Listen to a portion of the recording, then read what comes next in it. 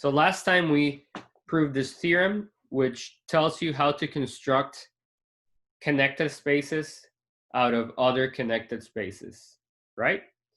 First of all, the union of a collection of connected subspaces of a topological space X that have a point in common is connected, right? This was the picture I gave.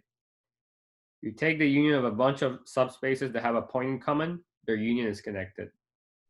Of course, they have to have a point in common. If you take two things like that, which don't have a point in common, and take their union, they're clearly not connected as subspaces, right? If A is a connected subspace of X, then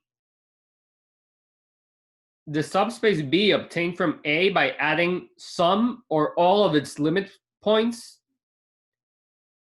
is connected as well,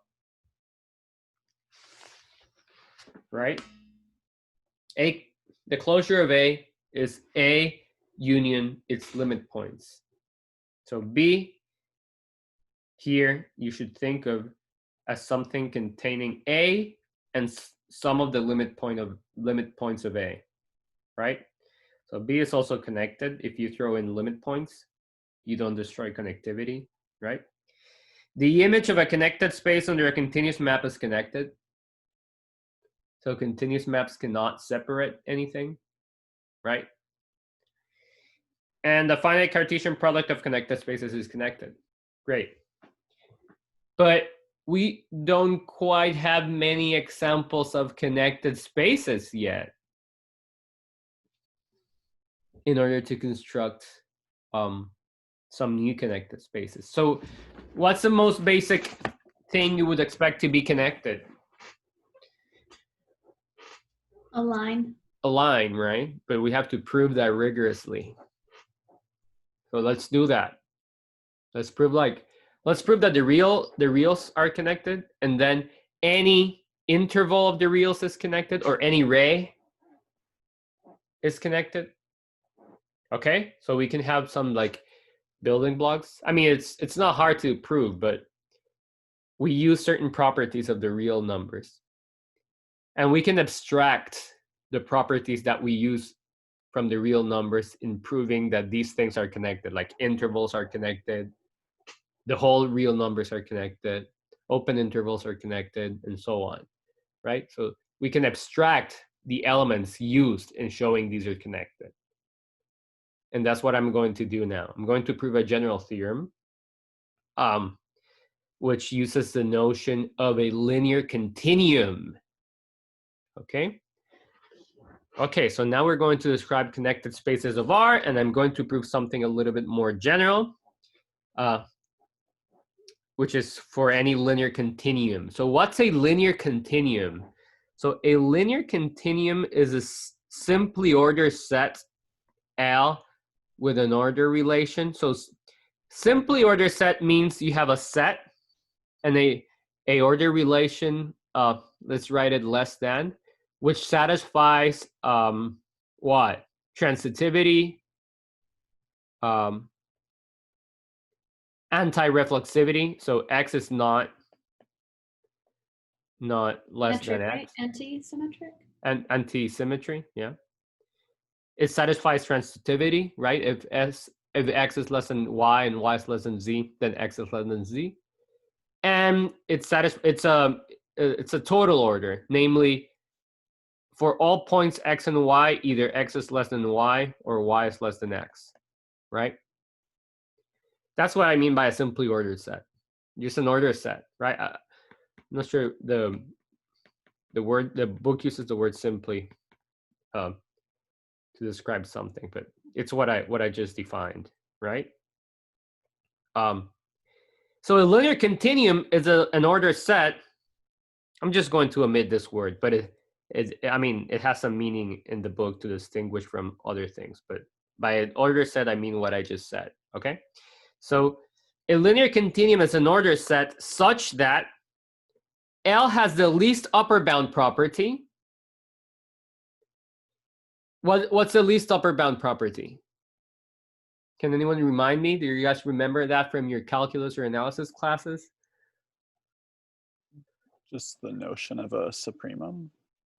Yes, but what does it mean for an order set to have the least upper bound property? It means that if you have any bounded set,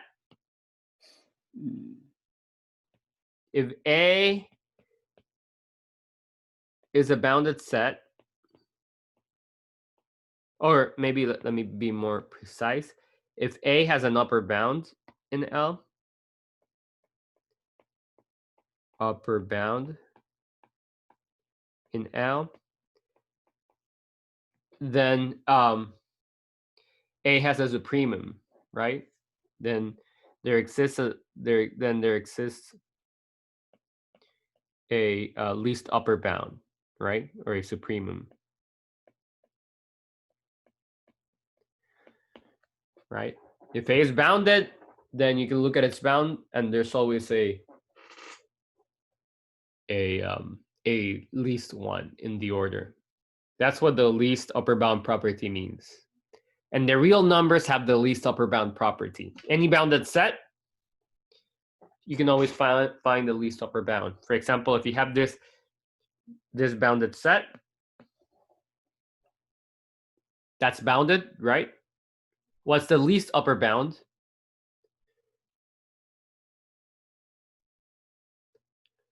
B. B, right? Even if it's not an A, but it's this smallest bound in L, B. Okay, so I mean, this is something you kind of prove in analysis or calculus once you construct the real numbers, right? They have the least upper bound property. The rational numbers do not have the least upper bound property, right? If you consider all rational numbers from, I don't know, 0 to square root of 2 intersection. If you consider these rational numbers, then there's no least upper bound. You can keep getting smaller and smaller and smaller, right? You can approach square root of 2 from the right with rational numbers. So this is not, rationals are not a linear continuum. It violates the first condition. And what's the second condition for to be a linear continuum? If x is less than y, I can find something in the middle of x and y. So that's what the word continuum is for, right? It's like the rational numbers do satisfy that second condition, right? But not the first.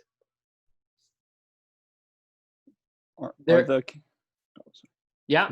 Are the conditions for a linear continuum, are they enough to conclude that your set has the same cardinality as R? That's a great question. I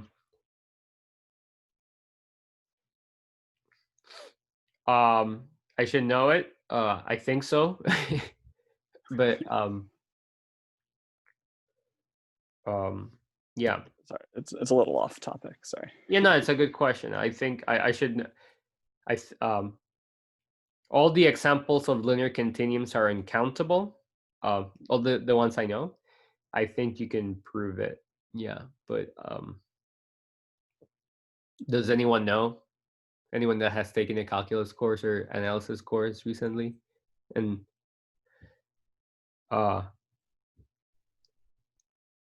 let me think. Maybe there's a trivial counterexample that we're missing, like something continuous. Maybe the surreals.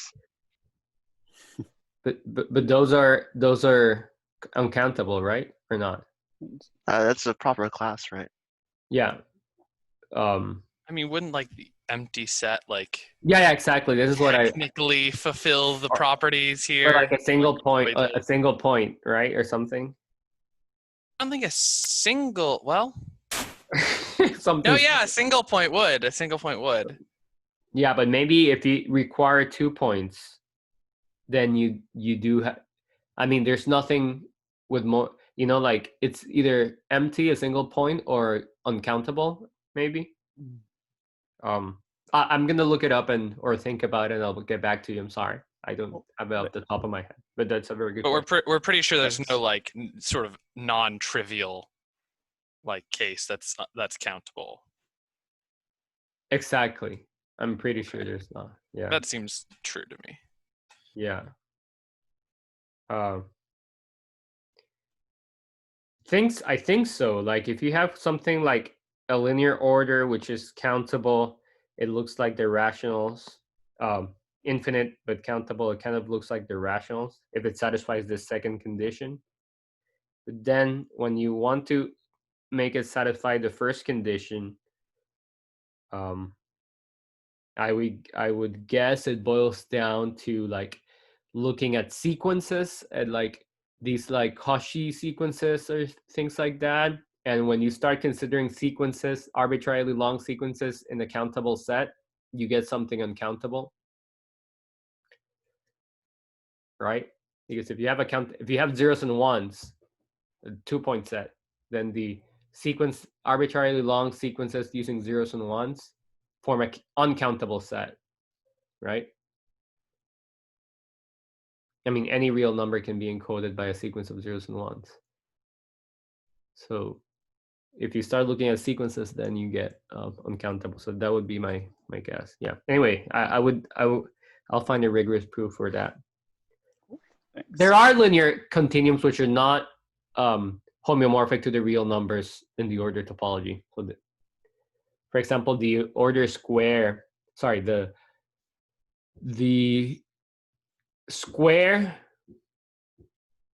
or maybe like R cross R, the plane with the dictionary order in the order topology is a linear continuum, or just the plane with the dictionary order is a linear continuum, but it's not homeomorphic to the real line. So there are other examples of linear continuums which are not just the real line. There's another pathological example called the long line, which you might see in your exercises for next week. So, but the real line is an example of a linear continuum, right? But there are other pathological examples.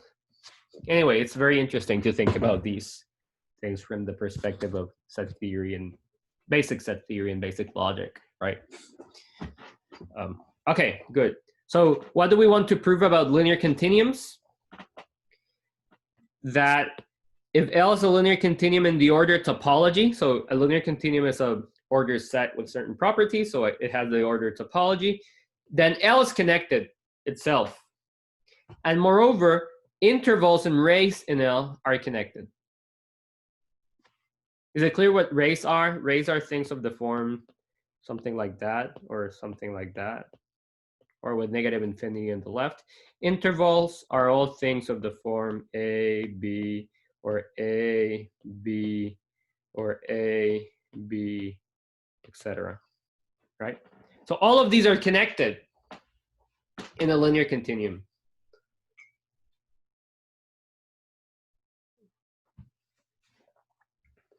Let's prove that rigorously. So from that will follow that all of those are connected in the real line, right? All intervals in the real line, and the real line itself is connected. Because the standard topology in the real line agrees with the order topology induced by the obvious ordering of less than. But these are the properties I use in proving that the intervals in the real line are connected. So I can abstract those and prove this more general theorem for any linear continuum. Is that clear? So let's prove that. It boils down to considering some cases and so on. But it's a little bit annoying sometimes. But I'll guide you through it. So I'm going to show the following. So first of all, a subspace Y in a linear continuum L is convex. This is the definition. If for all A, B, and Y with A less than B, then all points in between A and B, including A and B, are contained in Y. Okay, so I'm calling properties with these with sets with these property, subsets with these property convex, right? So all intervals are convex, all rays are convex. The whole L is convex as a single thing, right? I'm going to prove that all of these are connected. All convex subsets are connected in a linear continuum using the properties of a linear continuum. Does that make sense? So let's go. So suppose Y is not connected. So Y is a convex subset. Suppose it's not connected. What does that mean? That we can write Y as a union AB, where A, B are disjoint, A and B are open, and A and B are non-empty. Since they are non-empty, I'm going to choose a point A in little a in A and little b in B. And without loss of generality, I'm going to suppose that A is less than B. Then by convexity, I know that A, the closed interval from A to B, lies in Y, right? And I also know that I can write the interval, the closed interval from A to B, as the union A0 together with B0, where A0 is just A intersected with that interval, and B0 is just B intersected with that interval, right? Because A and B cover the whole Y, right? It's the disjoint union of them. Sorry, the union of them is all of Y. They're disjoint, right? So the disjoint union, yeah, is all of Y. So since A and B, since the interval from A to B lies inside Y, I can intersect these sets to get something whose union is the interval, right? Those are A0 and B0. A0 and B0 are disjoint because A and B are disjoint, right? And A0 lies inside A and then B0 lies inside B. So they're disjoint. They're open in the subspace topology of the interval AB by definition, right? It's an open set in the bigger space intersected with the subset. So A0 and B0 are open sets in the subspace topology AB. But let me just remark that the subspace topology in this subset is the same as considering this subset as an ordered set with the same equivalence relation. So not equivalence, sorry, the same order relation. That's a ordered set, and I can put the order topology that agrees with the subspace topology induced by L. Okay. So these two topologies are the same in AB. Okay, so I'll just not make any distinction between these two topologies. So I have that if I can decompose Y like that, and A is in A, little a is in big A, little b is in big B, then I can decompose this closed interval into open sets, right? Okay, so note that B is an upper bound for A0 and B0, right? Because A0 is contained in AB and B0 is contained inside AB, right? So in particular, B is an upper bound. Yeah.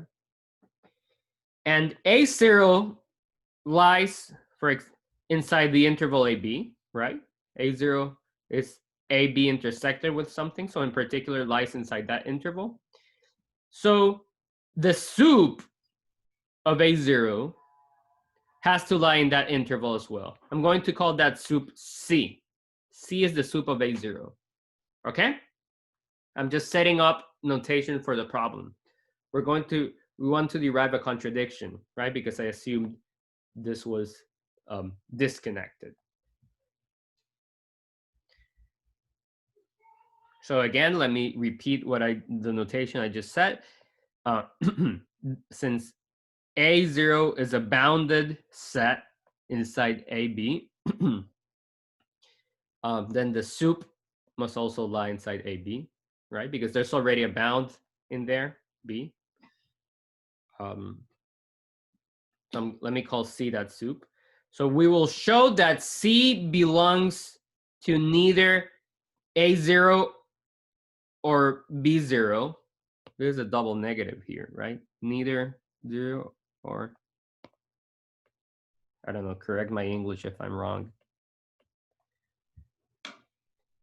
We will show that C does not belong to A0 and does not belong to B0, contradicting the fact that AB is the union of these two things and C isn't here. Okay, so I start with this assumption that A is not connected, and I'm going to derive a contradiction, namely this soup. I will show that it cannot be in A0 or B0, and that contradicts the fact that AB is this union of A0 and B0. Namely, any point of AB must lie either in A0 or B0. Okay, so let's derive this contradiction. Namely, show that C is not in any of these two sets, if I assume Y can be written in this way. Okay, so it boils down to consider some cases. So first, so C is the soup of A0. So again, I'm going to derive a contradiction that C cannot be in A0 or B0. So suppose C was in B0. Let me show you the contradiction that we get there. So if C is in B0, then C is not equal to A. C is not A. Why is that? Well, because A0 and B0 are disjoint, and A is in, little a is in A0.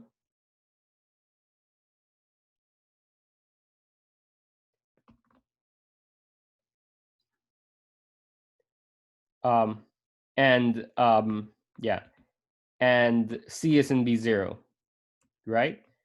So C cannot be equal to A, because then that would mean that B0 and A0 are not disjoint, right? Okay, so in particular, C is not equal to A. So we have the following two cases.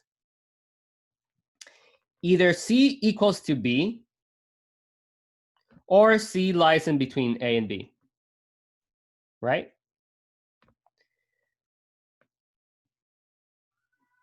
So in either case, since B0 is open in AB, right? B0 we deduced as an open set in AB, then I can look at C inside B0, right? C inside B0. B0 is open. That means there's an open set around C, right? Inside B0. And I can just include C in that open set, right? Why not? Yeah. And forget whatever's on the right. And I get that this set, there exists a set of this form inside B0, right?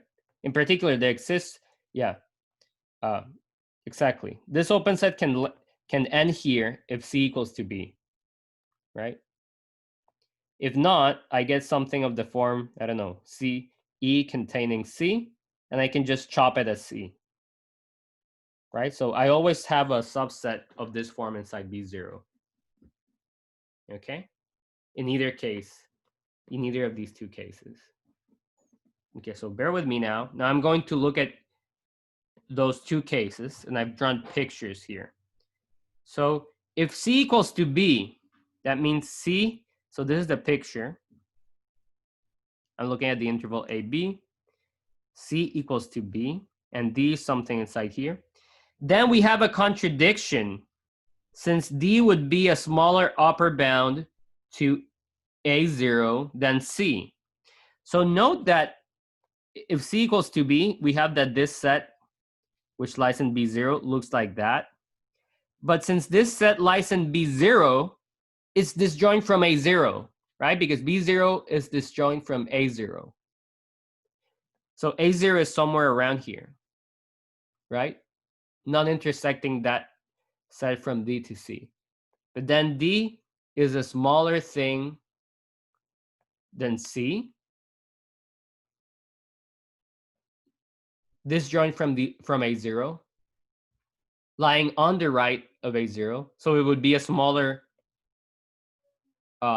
least upper bound than C. So that cannot happen because I chose C so that C was the least upper bound. Right? Now the second case, this would if C equals to B. Now if C is less than B, strictly less than B, where in this case, we still have something like that, right? So, but yeah, so if C is less than B, then we have that, so the interval from C to B in particular is disjoint from A0.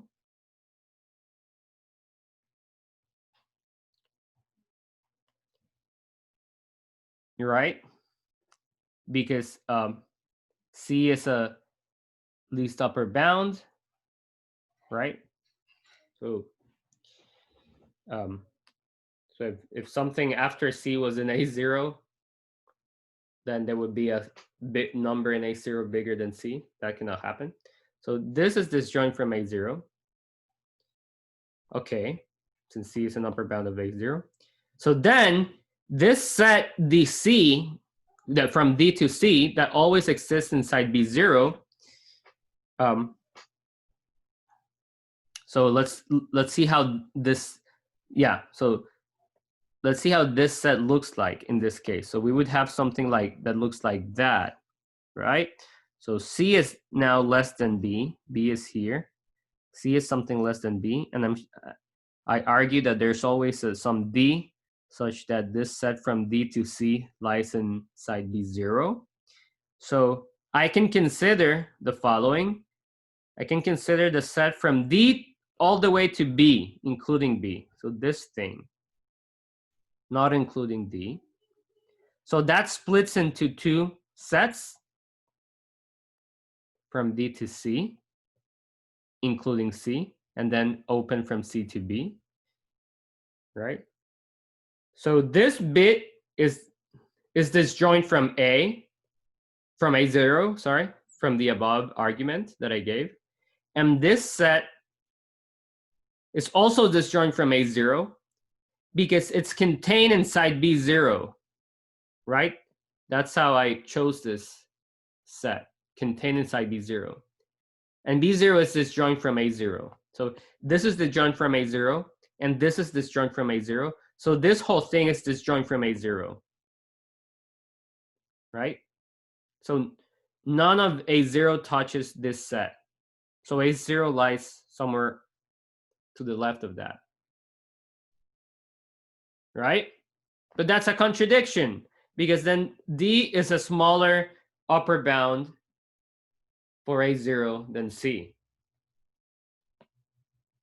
Okay? So what did we just show? We just showed that if we assume this upper bound, this least upper bound C for A0 lies in B0, then it leads to a contradiction. So C cannot lie in B0. Now for the second case, let's suppose C is in A0 and lead to another contradiction. So I feel this is a little bit easier to follow. So if C is in A0, then C cannot be equal to B because of an analogous reason as before. A0 and B0 are disjoint, and B is inside B0. So if C was equal to B, then C would be both in A0 and B0, but that can happen because A0 and B0 are disjoint. So C is not B. So we have two cases again. Either C equals A, or C is in between A and B, right? So similarly as above, if A0, since A0 is open in the interval AB, we can always find a subset of this form, a half open interval from C to some E, contained in A0. Same argument as above, but now in the other direction, right? But if we have this, we can always choose by the property of the linear continuum something Z in between C and E, right? Linear continuums have this property. So you just choose Z. And then in particular, this implies that Z is inside A0, right? Because this whole thing is inside A0. And this contradicts the fact that C is an upper bound to A0, because we have found an element in A0 bigger than C. Done. So C cannot be in A0. So C cannot be in B0 either. So what does that mean? I mean that we found the point C, which was in the interval from A to B, that cannot be in A0 nor B0 or B0. That's a contradiction, because A0 and B0, the union is all of the elements in AB in the interval from A to B. So we just showed that Y cannot be separated. If Y is convex, then it cannot be separated. So we just showed that any convex set is connected. So in particular, a corollary is that R is connected, since R is a linear continuum, with the standard topology, or equivalently with the ordered topology. And so are all intervals, half open, open, closed, all race, and so on. All of these are connected. So we have proven that all of these sets are connected. And I think these are the first examples that we see of like non-trivial connected spaces that we have proven that they were connected. See, it takes some work. And now we can generate more examples, right? Using the previous theorem. Taking products, taking unions of things that have a common point, and so on. So this notion of connectedness appears in calculus, right? In the intermediate value theorem. That's a property that is used in the intermediate value theorem. So let me prove a generalization of the intermediate value theorem using the essential ingredients that are used in the proven calculus, okay? Which I can now formulate using topology and order sets and so on. So I'm going to prove the intermediate value theorem now that I know that these are all connected, okay? Yeah, I mean, exactly. Yeah, the intermediate value theorem in calculus will follow from the fact that these sets are connected. Yeah. Anyway, let F be a continuous function between topological spaces X and Y, where X is connected and Y is an ordered set with the ordered topology. That's my setting, right? X is connected. So for example, in calculus, you see something like that, maybe. Or like that, I don't know, right? You have a continuous function.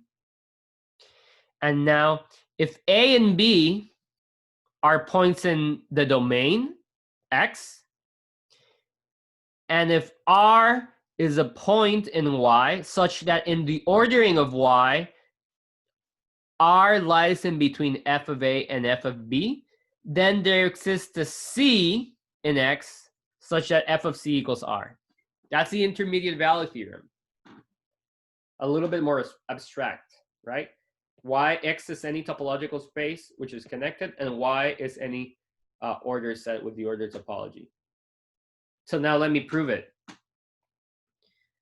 So I want to show again that if A and B are in X and R is in Y, lying between f of A and f of B, then I can hit R with some C via F.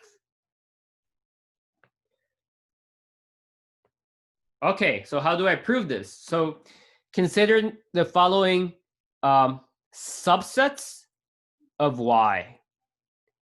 A is the intersection of the image of f of x, sorry, the image of x, namely f of x, together with this ray from R to minus infinity, not including R.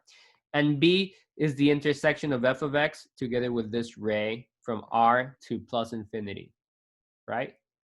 So I'm looking at these. This is R here. I'm looking at those rays in Y, right? And I'm intersecting f of x with those rays, right? So A and B are disjoint, correct? Because these are disjoint. A and B are non-empty because f of A is in A and f of B is in B.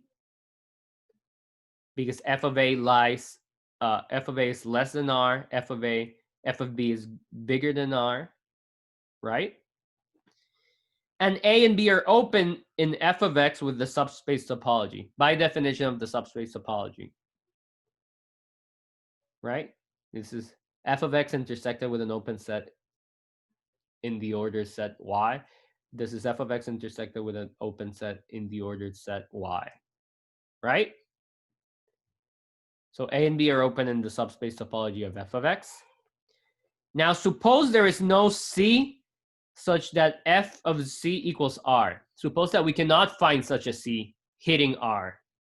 What would that mean? That would mean that all of f of x lies inside A or inside B. So the union of A and B equals f of x. Because R is not hit. So if I exclude R and I intersect it with all points in the image of f of x, I get everything, right? Because this is a splitting of Y excluding R. So R is inside here. So this contains all points in Y except R. So in particular, if R is not hit by some C, it contains all points of f of x, right? But that would form a separation for f of x because A and B are open, non-empty, and disjoint. But f of x is connected because I assumed x was connected and f was continuous, and the image of a connected set under a continuous map is connected. So this would contradict that. So that's the intermediate value theorem explained. So I'm over time. I wanted to discuss something more about path connectedness, but I think I'll put that in the homework so you read it, and maybe go over it quickly on Monday. But I wanted to start compactness on Monday. So this is it more or less for connectedness, but I'm also missing this important path connectivity notion. I will discuss that later. Any questions about connectedness, about the homework, about life? What section is the compact in the book? Do you know? Compactness is section 26 in the second edition of Bunkers. Okay. 26. So you will not be lecturing on section 25, is what I'm asking.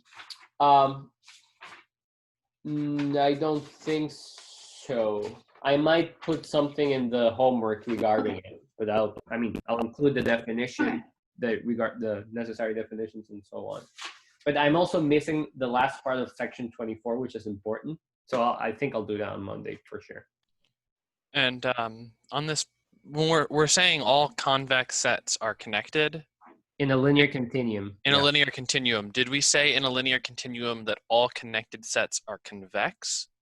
And can we say anything about that?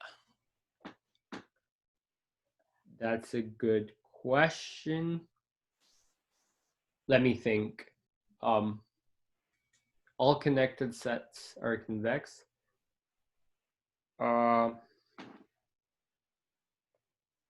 In a linear continuum. Yeah, I think so. Maybe that's a good homework problem. Let me think. Yeah. Maybe not. I have to think about it because Okay. I mean, in the real numbers, yes, but there can be some pathological examples of linear continuums which I'm not sure about. Okay. Yeah, let me think Thank about you. it. That's a good question. Maybe I can, if I can unravel it a little bit to put it in an exercise. That would be a good idea. Yeah, I don't. Yeah, in the exercise sheet, you might look at maybe one pathological example of a linear continuum. So you see that these can be strange sometimes. Yeah, but that's a good point. Good question. Not exactly sure right now. Yeah. Okay. Okay. Thank you.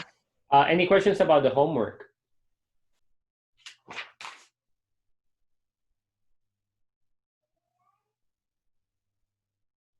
No? Any questions about today's discussion or where the class is going? No? So again, I will try to send you these notes and I will post videos and I will post the homework for next week today or tomorrow. Hopefully will be of the same length as this one. Yeah, not too bad, I hope. Okay. Thank you. Have a good weekend. Email me if you have any questions. Thank you.